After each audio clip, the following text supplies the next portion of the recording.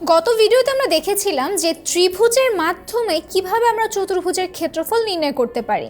আর আজকের ভিডিওতে আমরা দেখব যে স্থানাঙ্ক ব্যবস্থার মাধ্যমে কিভাবে খুব সহজে আমরা চতুর্ভুজের ক্ষেত্রফল নির্ণয় করতে পারি।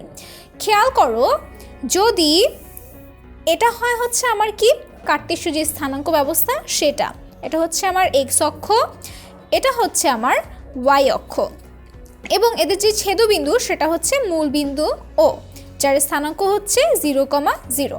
তো এমন অবস্থায় আমি মনে করলাম একটা চতুর্ভুজ আছে, চতুর্ভুজে চারটা শীর্ষবিন্দু। ধরো একটা বিন্দু হচ্ছে আমার এ ধরলাম x1 y1, আরেকটা বিন্দু ধরো হচ্ছে আমার বি x2 y2, আরেকটা বিন্দু ধরো হচ্ছে আমার সি x3 y3, এবং সর্বশেষ যে বিন্দু ধরলাম সেটা সেকেন্ড কোঅর্ডিনেটে রয়েছে, সেটা হচ্ছে ধরো x4 y4। ঠিক আছে, এই যে চারটা বিন্দু রয়েছে, এই চারটা বিন্দু দ্বারা আমি একটা চতুর্ভুজ গঠন করব। এরপরে কি করব, এই চতুর্ভুজটার ক্ষেত্রফলটা আমি বের করব। ঠিক আছে, তো আমি যদি সেটা করতে চাই, প্রথমে আমাকে কি করতে হবে বলো তো? খেয়াল করো, এ বি সি ডি চারটা বিন্দু একটা চতুর্ভুজে। আমরা যেটা দেখেছিলাম যে ত্রিভুজের ক্ষেত্রে, ত্রিভুজে যদি তিনটা বিন্দু দেওয়া থাকে, সেই ক্ষেত্রে ধরো এইটা হচ্ছে আমার ত্রিভুজে তিনটা বিন্দু এ বি সি, তাই না? যদি এরকম থাকতো, আমরা কি করতাম, তার ক্ষেত্রফলকে কিভাবে লিখতাম? তার ক্ষেত্রফল লিখতাম হচ্ছে হাফ, প্রথম যে বিন্দুটা দিচ্ছি সেটা ধরো x1 y1, এরপরে x2 y2, এরপরে x3 y3, তাই না? ত্রিভুজে তিনটে বিন্দু কিন্তু বসানো শেষ। এরপরে সূত্র অনুযায়ী কী হতো, ফার্স্ট যে বিন্দুটা আমরা দিয়েছিলাম সেটাকে কি করতাম, আবার রিপিট করতাম। সো চতুর্ভুজের ক্ষেত্রেও না জিনিসটা সেমই হয়। কীরকম?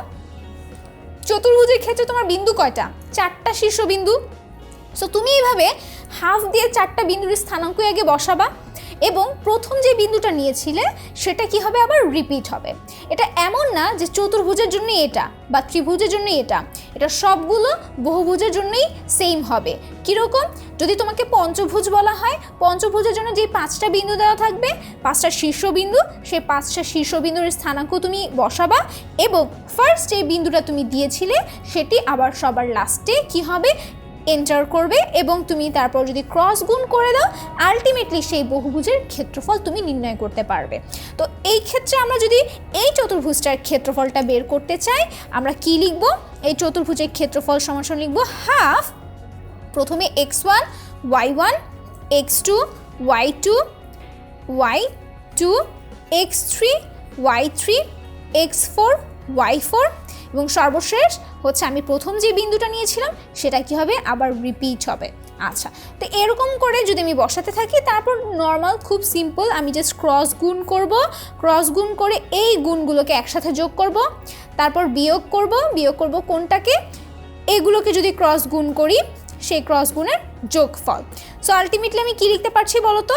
হাফ অফ, লিখতে পারছি x1 y2 plus x2 y3 plus x3 y4 plus x4 y1। এটা কি আমার একটা পোর্শন, অর্থাৎ এদিকে গুণ করার পর মাইনাস হবে হচ্ছে আমার এইদিকে আমি যদি গুণ করি সেটা কত, x2 y1 plus x3 y2 plus হচ্ছে কত, x4 y3 plus x1 y4।